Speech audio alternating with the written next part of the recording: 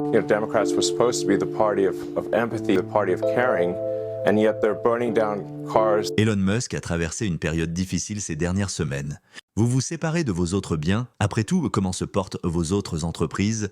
Assez dur. Compte tenu des attaques fréquentes contre les concessionnaires, de la destruction de véhicules électriques coûteux et du retrait d'investisseurs anxieux, l'avenir de Tesla semblait sombre. Tesla attaque les showrooms automobiles du monde entier. En conséquence, il y avait presque peu de chances d'un rebond à court terme et la valeur de l'action Tesla a chuté de 25%. La ligne bleue au bas du graphique représente Tesla. La plus mauvaise performance du secteur sous ce nouveau gouvernement, car les tarifs douaniers et l'actualité des consommateurs continuent de l'affecter. Cependant, après une conversation passionnante avec Joe Rogan, Elon Musk a révélé l'identité des personnes qu'il estime responsables des récentes agressions contre son entreprise le 22 mars. Le bien, qui sont ces gens et quelle a été leur réponse ? Explorer les histoires horribles racontées par Elon et les personnages bien connus qui les ont racontées avec nous. Nous ne pouvons pas tolérer qu'un individu non élu ait une autorité presque illimitée sur notre pays. C'est fou, les agressions brutales révélées par Elon, selon des estimations récentes,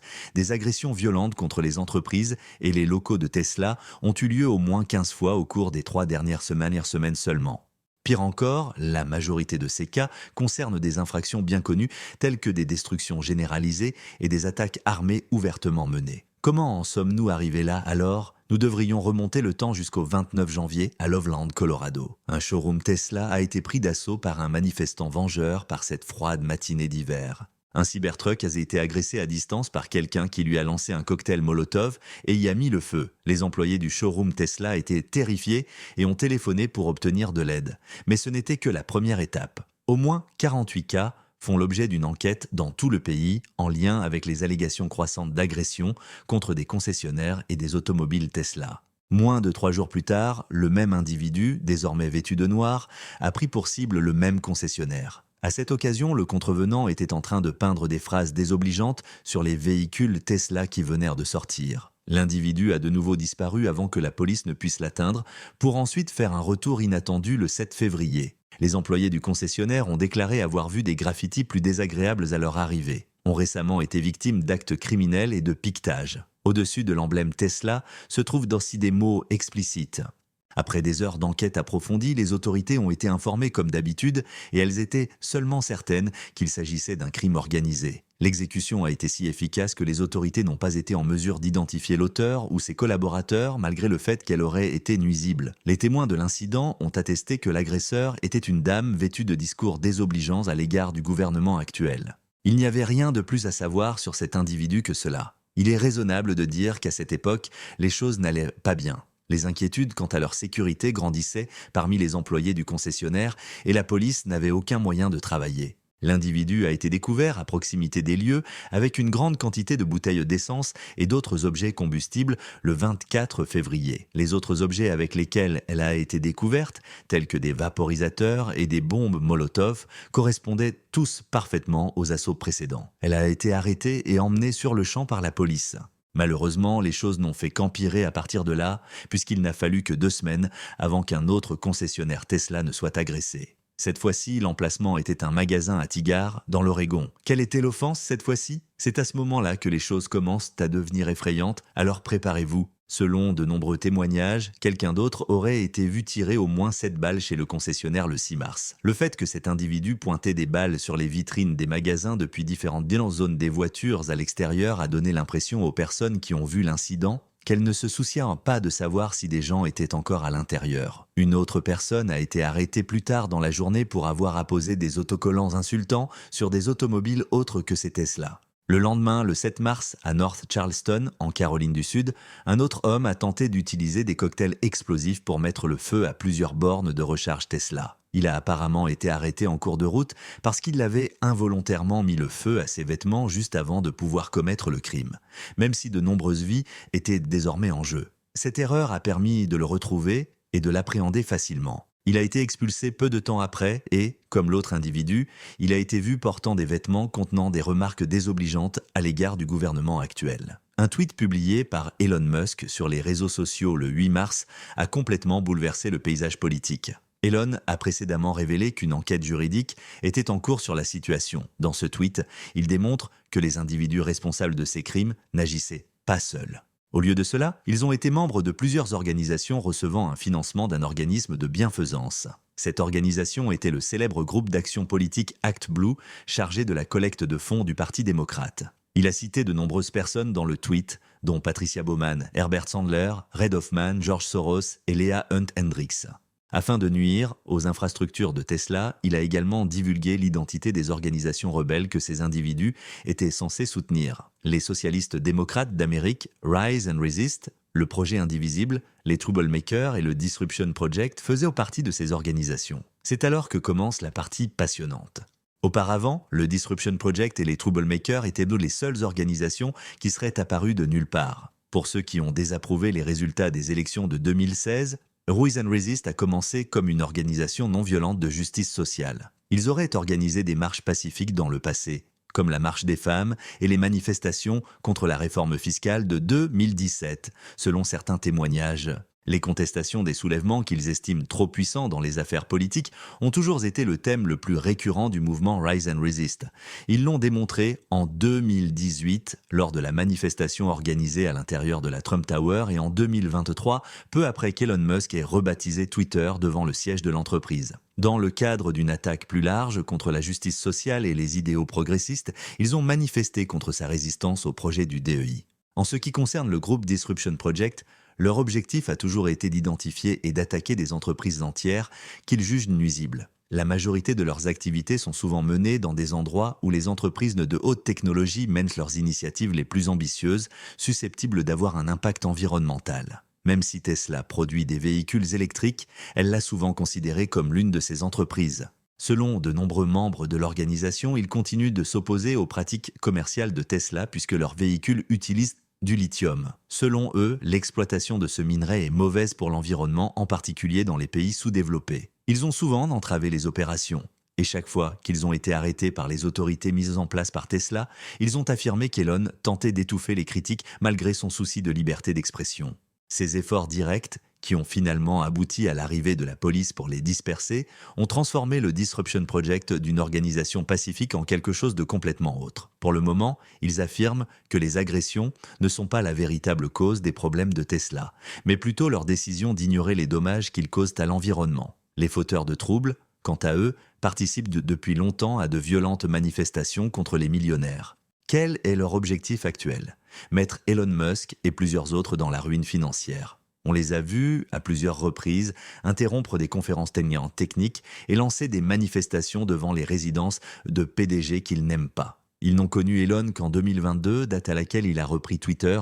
Les fauteurs de troubles n'étaient pas à l'aise avec cela et lui ont publiquement reproché de contrôler une plateforme mondiale à un degré inapproprié pour une seule personne. Il n'y a pas si longtemps, Mark Zuckerberg faisait l'objet du même genre d'examen et désormais Elon est la dernière cible de leurs protestations. Il a été qualifié à plusieurs reprises d'autoritaire pour avoir violé la liberté d'expression et utilisé son pouvoir pour faire taire les critiques. Comme il l'a fait avec Twitter, lorsqu'il n'arrive pas à convaincre les gens d'arrêter de parler, il achète tout ce qu'il possède. Lorsqu'Elon Musk les a publiquement critiqués sur sa plateforme, ils auraient tenté de l'utiliser pour obtenir un soutien supplémentaire pour les manifestations à venir et auraient rétorqué que ces accusations n'étaient que la preuve que leurs efforts faisaient impression. Semblable à Rise et Resist, le projet Indivisible a commencé par conseiller des individus sur des stratégies de protestation alternatives non violentes. Selon des sources, les socialistes démocrates d'Amérique sont la seule organisation à avoir un passé de violence. La majorité des membres de ce gang ont été arrêtés lors d'une violente marche ouverte à Brooklyn en octobre 2023, mais nombre d'entre eux ont été arrêtés à plusieurs reprises. Ils se sont souvent disputés avec Tesla au fil des ans sur divers problèmes. Elon leur a d'abord causé des problèmes lorsqu'il a publiquement empêché les travailleurs de Tesla de former un syndicat. Il a été si sévère à ce sujet qu'il a été une fois poursuivi et reconnu coupable de licenciement illégal d'un travailleur pour avoir participé à une organisation syndicale. Elon a réagi aux socialistes démocrates d'Amérique en affirmant que la plupart des entreprises qu'il connaît ont des syndicats qui ne font qu'entraver le travail.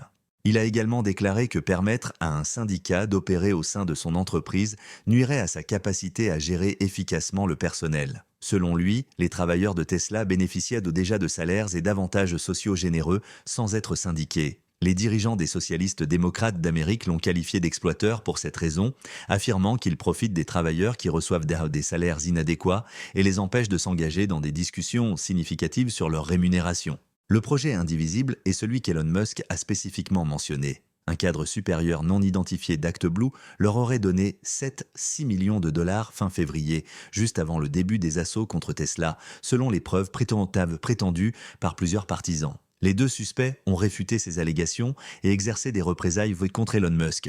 Le projet indivisible a rendu public son intention de réintégrer les personnes qui divisent et qui s'opposent à la démocratie et à la liberté, ainsi que son influence sur Twitter. Il pensait que l'accusation d'Elon contre X n'était qu'une nouvelle tentative visant à étouffer ceux qui soutiennent réellement la liberté d'expression tout en se présentant comme une victime. Bien qu'ils aient reçu beaucoup de reconnaissance et d'attention pour leurs réponses, Elon a également appelé un autre groupe ce jour-là, et quelque chose d'intriguant s'est produit dans les coulisses. C'est ici que l'histoire prend une tournure inattendue, chers spectateurs. Vous voyez, la démission brutale de cet dirigeant clé d'ActBlue s'est produite juste après le début de l'enquête sur les deux organisations. Mieux encore, l'avocat général adjoint était l'un d'entre eux. Personne n'avait prévu qu'il entreprendrait une telle action. Avec une victoire significative à son actif, Elon croyait probablement que ses ennuis seraient terminés. Le magnate de l'Internet semblait mieux équipé pour révéler davantage de ses actions et permettre au public de voir enfin les choses de son point de vue, d'autant plus qu'il devait bientôt participer à un débat en direct. Les responsables de ces atrocités seraient immédiatement révélés et emprisonnés, et ses clients et son personnel dévoué seraient enfin protégés contre de futures agressions. Il découvrirait malheureusement à ses dépens que rien dans le domaine politique n'était ce qu'il paraissait. Les rebelles ripostent. Après quelques jours, une attaque beaucoup plus importante a eu lieu, entraînant le tir de plus de 12 balles ce jour-là. Selon certaines informations, les autorités enquêtent toujours avec peu de pistes et n'ont aucune idée de qui a fait cela au moment où cette vidéo a été réalisée. L'inattendu se produit alors. 4 cybercamions Tesla ont été incendiés peu après l'envoi du tweet, déclenchant des protestations de la part des habitants des environs. De plus, quelque chose d'encore plus étrange se déroulait dans le Maryland, alors que les détectives travaillaient fébrilement pour déterminer si cela était lié aux organisations dénoncées par Elon sur sa plateforme. Sur le magasin Tesla du quartier d'Owings Mills, les mots « No Musk » étaient inscrits à côté d'un vilain symbole. Le 14 mars, les tensions se sont accrues alors que de nombreuses personnes ont commencé simultanément à endommager les locaux de Tesla. C'était presque devenu une mode sur Internet de détruire l'infrastructure d'Elon. À New York, au Texas et en Californie, cette pratique se développait. Elon s'est rendu chez X comme d'habitude pour les critiquer, les traitant de psychologiquement instables à cause de ce qu'ils faisaient. Mais cela ne s'est pas arrêté là. S'ensuivirent 5 jours d'agressions incessantes contre l'entreprise d'Elon et tous ses éléments associés. Le fait que tant d'autres facteurs aient contribué aux réactions de la population rendait ces agressions particulières. À cette époque, Elon Musk n'était pas seulement méprisé par ceux qui n'étaient pas d'accord avec ses opinions politiques, mais aussi par certains de ses clients. Vous pourriez vous demander pourquoi. C'est pourtant là le problème. Le réchauffement climatique était un sujet qui préoccupait de nombreuses personnes avant même l'entrée en fonction du gouvernement l'année dernière. De plus, un certain nombre d'autorités ont tenté de lutter contre ce phénomène en offrant aux constructeurs de véhicules électriques, comme Tesla, des remises importantes sur leurs véhicules. Cela encouragerait davantage de particuliers à acheter des véhicules électriques plus chers à moindre coût ou à tout le moins encouragerait l'utilisation d'énergies renouvelables et la réduction de la pollution. Ces réductions sont disponibles depuis plus de 20 ans selon plusieurs publications. De nombreuses personnes auraient essayé des véhicules électriques dans le passé et seraient restées avec eux même si elles ne les aimaient pas au départ en raison de ces remises ou rabais. Elon Musk et de nombreux autres membres de son département ont estimé que les réductions étaient un gaspillage d'argent et ont donc été retirées lorsque le nouveau gouvernement est entré en fonction. Le 16 mars, la situation a empiré lorsque plusieurs personnes qui auraient participé à des attaques contre les showrooms Tesla ont été appréhendées et détenues par les forces de l'ordre de Los Angeles. Après avoir été filmé sur un ruban adhésif en train de peindre des phrases désobligeantes sur le côté d'un modèle X, l'un d'eux a été placé en garde à vue puis condamné par le tribunal. Le 18 mars, la manifestation a connu un déplacement significatif des rues locales vers les forums Internet. Détruire la propriété de Tesla est rapidement devenu la chose à la mode, et des hashtags comme boycotter Tesla et Tesla Burnout sont devenus populaires en quelques heures. Les algorithmes des différents réseaux sociaux ont rendu ce phénomène plus connu qu'il n'aurait dû l'être, et des commentaires hostiles ont été postés sur tous les comptes de Tesla. Après que des trolls anonymes ont menacé de bombarder leurs messages directs, plusieurs employés de Tesla chez les concessionnaires ont refusé de se présenter au travail la semaine suivante. Elon a dû fermer définitivement les magasins pour protéger ses salariés.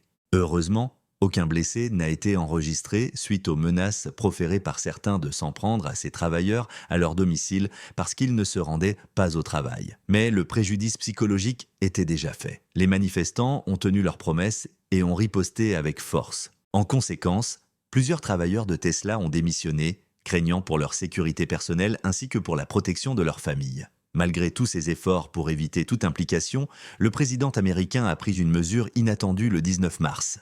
Le président a publiquement critiqué les manifestants pour le mal qu'ils ont causé lors d'une conférence de presse ce jour-là. Ils étaient des fauteurs de troubles au niveau national, a-t-il déclaré, et devraient être emprisonnés dans l'une des prisons les plus dures du Salvador pendant au moins 20 ans. Des vitrines entières de Tesla ont désormais été incendiées dans de nombreuses grandes villes. Pire encore, 1 heure seulement après les remarques du président, un nouveau groupe de manifestants coordonnés s'identifiant comme étant le mouvement de résistance radicale a publiquement revendiqué la responsabilité. Sans retenue, ils ont accepté la responsabilité de la dévastation du magasin Tesla à Houston. Les choses semblaient être devenues incontrôlables à ce moment-là. Même certains manifestants d'autres organisations ont commencé à se demander jusqu'où ils pouvaient aller au nom de la protestation. Néanmoins, il semblait que cette opération était trop importante pour être gérée par un seul groupe. Quelle autre organisation a donc contribué à cette attaque ? C'est à ce moment-là que cela devient déstabilisant. 500 manifestations en une journée. Peu de temps après l'annonce publique du mouvement de résistance radicale, le 21 mars, une fuite étrange et anonyme est apparue sur X. L'auteur de ce message, qui a reçu plus de 10 retweets, a participé pendant plus d'1 heure à un appel de groupe privé avec certaines personnes prenant les décisions concernant les manifestations prévues. Le projet Indivisible est la principale organisation à l'origine du démantèlement de Tesla, a déclaré l'initié. Ils organisent des séances chaque semaine pour parler de leurs réalisations et exposer leurs intentions pour les semaines à venir, et le tweet prétend qu'ils en sont les principaux organisateurs. Mais cette semaine était vraiment différente. Il ressortait de la conversation que la police les poursuivait et que leurs allégations de manifestations pacifiques n'étaient plus crédibles. Ils ont donc élaboré une stratégie bien plus ambitieuse et c'était vraiment terrifiant. Selon ce qui a été entendu lors de l'appel, ils avaient l'intention de coordonner plus de 500 manifestations pour qu'elles démarquent simultanément. Quand était-ce prévu ? 29 mars. Ce concept semblait si brillant et si terrifiant que la source anonyme le qualifiait de véritablement dystopique. 2 jours après que le complot ait été rendu public, le 21 mars, Elon Musk a fait une déclaration ferme dénonçant le groupe séparatiste. Ne voulant pas se retenir plus longtemps, il a exhorté les autres autorités gouvernementales à faire preuve de la même vigueur dans leur répression contre ces rebelles. Son ton était inattendu, mais il a dit que ce n'était pas la première fois qu'il le faisait. Auparavant, il avait fait appel à de nombreux dirigeants politiques qui ont le pouvoir d'agir, mais aucun d'entre eux n'aurait répondu. Son entreprise, Tesla, était également en difficulté.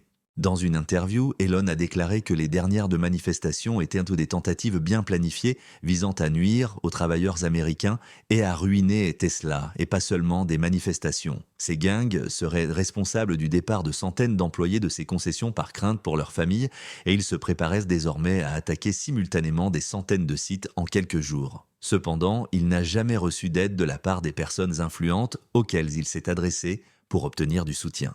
De nombreux observateurs politiques pensent que c'est parce qu'Elon Musk se trouve dans la pire position possible en tant que politicien et homme d'affaires. Être affilié à lui, de quelque manière que ce soit, ou simplement être photographié avec lui récemment, peut être dangereux pour quiconque espère vivre une vie tranquille en ces temps difficiles, car beaucoup de gens le méprisent sur les 2 plans et les difficultés s'aggravent chaque jour. De nos jours, aucune entreprise importante au service de sa clientèle ne souhaitait travailler avec Elon ou l'une de ses entreprises. Après tout propriétaire d'entreprise ne voudrait pas que ses établissements soient victimes d'une dévastation continue. Ces facteurs ont amené un grand nombre d'investisseurs à cesser de soutenir Tesla tout au long du mois, et le cours de l'action a chuté presque instantanément. Peu après le premier assaut, fin janvier, le président de Tesla était l'un de ces investisseurs, vendant pour plus de 43 millions de dollars d'actions Tesla en février. Avec une vente plus modeste de 33 millions de dollars, elle a emboîté le pas le 10 mars. Un autre membre du conseil d'administration de Tesla, qui était également un professionnel du secteur des médias, a vendu pour plus de 10 millions de dollars d'actions Tesla le même jour. Moins d'une semaine plus tard, le superviseur financier de l'État a rencontré plus de 20 hommes politiques démocrates de New York. Ils ont demandé à la direction de vendre toutes les actions Tesla détenues par le fonds de pension publique. Un certain nombre de journalistes l'ont appris et leurs reportages ont présenté Tesla sous un jour très négatif d'un point de vue commercial. Pour cette raison, l'avenir de Tesla en tant qu'entreprise était incertain, notamment parce que de nombreux experts et consultants financiers déconseillaient d'investir dans l'entreprise à ce moment précis. Ils affirment que l'incident de Henry Ford survenu il y a un siècle est l'incident le plus récent qui ressemble même un peu à ce que Tesla traverse. Vous voyez, Elon Musk est aujourd'hui un pionnier dans le secteur des véhicules électriques, tout comme Henry Ford l'était en 1925. Il semblait que le monde était au-dessus de lui pendant un instant puisque ses entreprises se portaient si bien. Cependant, les choses ont changé lorsqu'il a commencé à discuter en détail de ses opinions politiques et de ses réflexions sur les lois et réglementations du travail. Son entreprise a donc été boudée par de nombreux investisseurs, organisations syndicales et acheteurs, et Ford Motor Company a mis des décennies à se remettre complètement des dégâts qu'elle avait causés. Avec les assauts contre Tesla, certains experts pensent qu'Elon Musk vit actuellement la même chose. Même si les assauts se poursuivaient, la situation s'est améliorée pour Tesla au début du 21 mars, puisque son titre a augmenté de 5%. Elon a ensuite envoyé un tweet qui a renforcé l'optimisme des investisseurs. Dans le tweet, il a déclaré que grâce à une enquête plus approfondie, les enquêteurs avaient découvert des liens financiers entre les criminels et d'autres groupes liés aux démocrates radicaux. Certains de ces radicaux, affirme Elon, exploitent les manifestations non violentes comme couverture pour leurs activités illégales. Il a été interprété par de nombreux partisans comme faisant référence aux socialistes démocrates d'Amérique et au projet indivisible. Le tweet d'Elon n'a pas été pris au sérieux puisqu'il n'a fourni aucun lien vers la documentation officielle des agences avec lesquelles il a collaboré. Dans tous les États où il y a eu au moins une attaque violente contre la propriété de Tesla, ces enquêtes étaient toujours en cours au 21 mars. Dans des endroits comme Portland, Oregon et Denver, Colorado, ils ont collaboré avec le gouvernement local. À titre préventif, ils ont renforcé la sécurité dans les ateliers des concessionnaires qui avaient été réparés ou qui n'avaient pas encore été agressés. Ironiquement, les ventes d'automobiles ont également diminué ailleurs, en particulier sur le marché européen, malgré l'idée selon laquelle la violence qui se produit ailleurs est la seule raison de ce déclin. Avant le début des manifestations, il était déjà en déclin. Aujourd'hui, les manifestants ont exprimé leur désapprobation à l'égard d'Elon Musk, l'un des principaux conseillers de Trump. Et après cela, la situation n'a fait qu'empirer, notamment dans des pays comme l'Allemagne et la France. En tant que plus grand marché européen pour les véhicules électriques, l'Allemagne est le pays le plus touché. Étonnamment, les ventes de véhicules électriques sont en baisse constante depuis le début des manifestations en Occident. Les ventes de février ont chuté de 76% par rapport au même mois de l'année précédente, ce qui en fait le pire mois depuis longtemps. Nous en sommes conscients car c'est l'association allemande de l'industrie automobile qui en a fait l'annonce. L'année dernière, un analyste bien connu de Wedbush a déclaré que, où que vous alliez dans le monde, Elon Musk est Tesla, et Tesla est Elon Musk.